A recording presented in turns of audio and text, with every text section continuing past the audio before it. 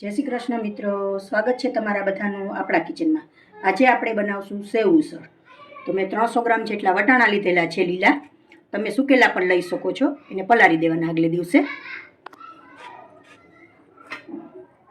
પછી મેં આ લીલી ડુંગળી, લીલું લસણ, આદુ બધાનું મેં ગ્રેવી કરી લીધી છે. અને ટમેટાની પણ ગ્રેવી કરી લીધી છે. 3 થી 4 ટમેટા લીધા છે, 5 થી 6 ડુંગળી લીધી છે, લીલું લસણ લીધું છે. તમે તમારી રીતે ટેસ્ટ પ્રમાણે કરી શકો છો. સુકેલી ડુંગળી પણ લઈ શકો છો, મેં લીલી લીધી છે.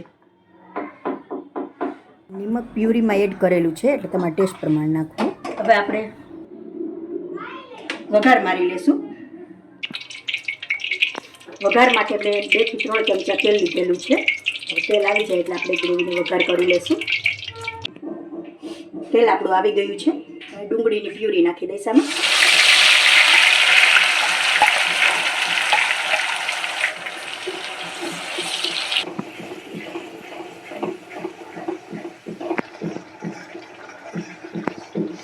પ્યુરીનો કાચો ટેસ્ટ ન નીકળે ને ત્યાં સુધી ચડવા દેવી. સરસ. એમાં તેલ થોડું વધારે હોય. ટમેટાની પ્યુરી નાખી દઈશું.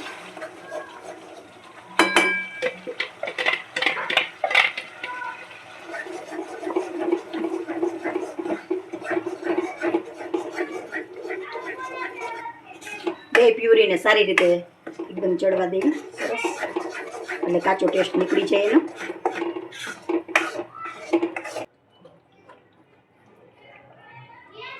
થોડું મરચું પાવડર નાખી દઈશું, 2 ચમચી જેટલું.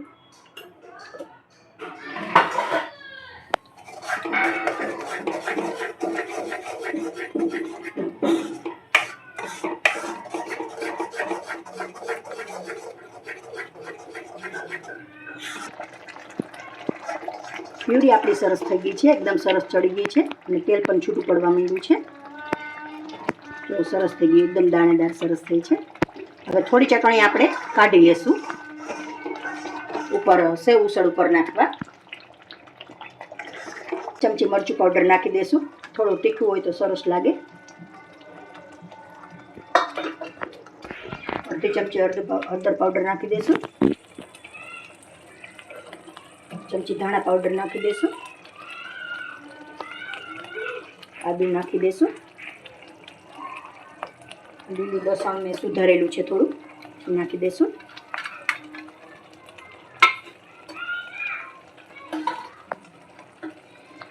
સારી રીતે હલાવી લેશું. નિમક મેં બંને પ્યુરીમાં જ નાખેલું છે, એટલે આપણે આમાં નહીં નાખીએ.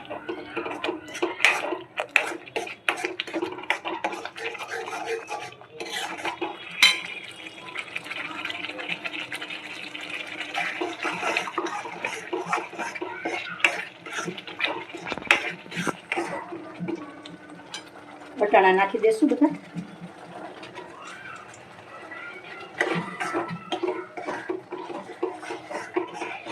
સારી રીતે મિક્સ કરી લેશું.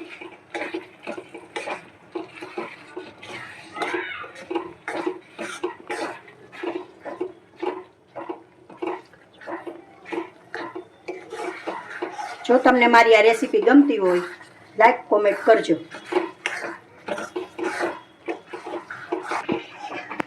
હવે આમાં પાણી નાખી દઈશું. આમાં રસો ફૂલ હોય એટલે મેં થોડું ગરમ પાણી લીધેલું છે. ગરમ પાણી નાખવાથી કલર ને ટેસ્ટ એવો ને એવો સરસ રહે છે. જે આપણી ગ્રેવી જાડી છે, થોડી પતલી કરીશું.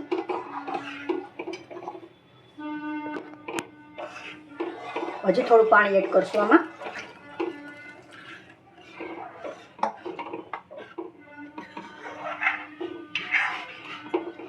અને સારી રીતે ઉકળવા દેશો. હવે ગ્રેવી આપણી સરસ થઈ ગઈ છે એકદમ. એકદમ સરસ થઈ ગઈ છે. હવે આપણે સેવમાં મસાલો કરી લઈશું. મસાલા સેવ બનાવી લઈશું.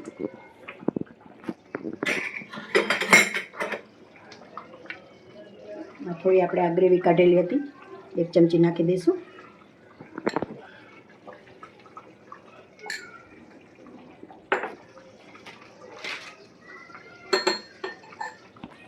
1 ચમચી ઉસળ મસાલો નાખેલો છે.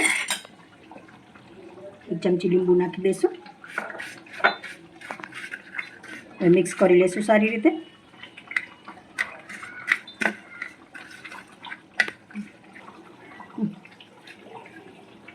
થોડા લીલા કાંદા નાખી દઈશું.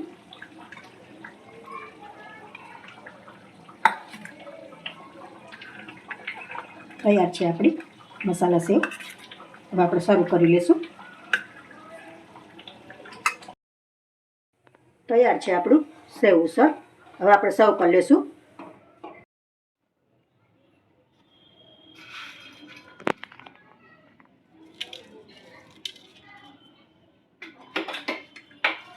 આમાં થોડી જાડી જ સેવ હોય. લીલા કાંદા નાખી દઈશું.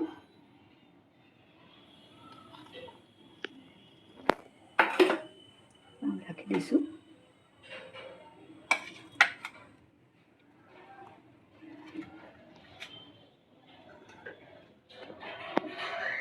થોડી મસાલા સેવ મૂકી દઈશું.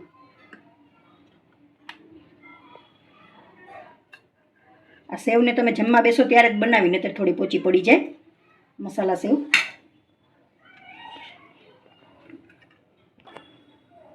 તૈયાર છે આપણું સેવ ઉસળ. જો તમને મારી આ રેસીપી ગમી હોય તો કોમેન્ટમાં જરૂર જણાવશો.